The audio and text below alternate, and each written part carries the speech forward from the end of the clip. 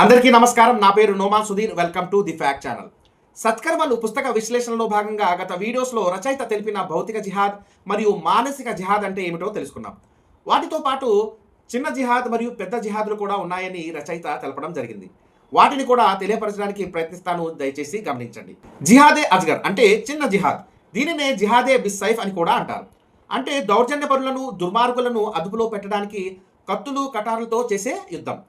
మాతృదేశాల స్వాతంత్రానికి, వాటిని దురాక్రమణదారుల నుండి కాపాడుకోవడానికి, ఇంకా సమాజంలో జరుగుతున్న అన్యాయాలను, అక్రమాలను అడ్డుకొని బడుగు బలహీన వర్గాలను కాపాడడానికి బాహ్యంలో చేసే భౌతిక పోరాటమే చిన్న జిహాద్ అని ఖురాన్ వాక్యం 4:75 తెలపడం జరిగింది.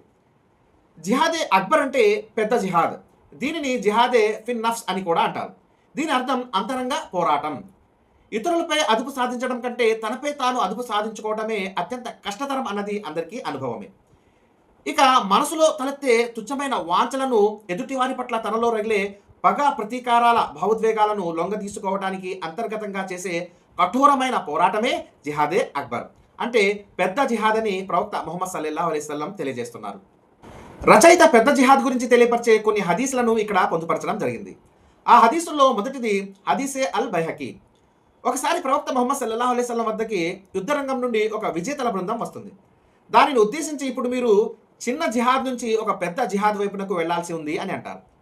దానికి వారు పెద్ద జిహాద్ అంటే ఏమిటి మహాశయ అని ప్రశ్నిస్తారు. సమాధానంగా మనిషి మనస్సులో చెలరేగే దుష్ట వాంఛలకి వ్యతిరేకంగా అంతర్గతంగా సలిపే గొప్ప పోరాటమే పెద్ద జిహాద్ అని ప్రవక్త ముహమ్మద్ సల్లల్లాహు అలైహి వసల్లం తెలియజేశారు. మరొక హదీస్ను మనం పరిశీలించినట్లయితే గొప్ప పోరాట యోధుడు ఎవరు అని ప్రశ్నిస్తే ప్రవక్త ముహమ్మద్ సల్లల్లాహు అలైహి వసల్లం ఇస్తున్న సమాధానం ఏమిటో ఒకసారి పరిశీలిద్దాం. హదీసే సహీ అల్ జామీ 1129. గొప్ప పోరాట యోధుడు ఎవరంటే సర్వశక్తిమంతుడు, మహిమాన్వితుడైన సృష్టికర్త అనుగ్రహం నిమిత్తం తన మనస్సులో తలెత్తే భావోద్వేగాలతో యుద్ధం చేసేవాడే అని ప్రకటిస్తారు.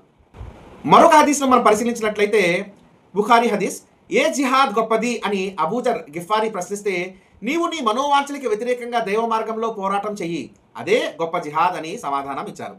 ఇంకా మరికొన్ని హదీస్లను రచయిత ఇక్కడ పొందుపరచడం జరిగింది. వాటిని వచ్చే వీడియోలో తెలియపరుస్తాను.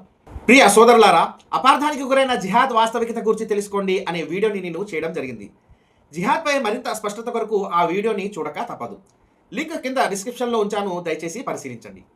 వీటితో పాటు సత్కర్మలు, ఖురాన్ మతోన్మాద గ్రంథమా, కాఫిర్ అనే సమాచారాత్మక పుస్తకాల PDF లింకు ఉచితంగా కింద డిస్క్రిప్షన్లో ఇవ్వడం జరిగింది.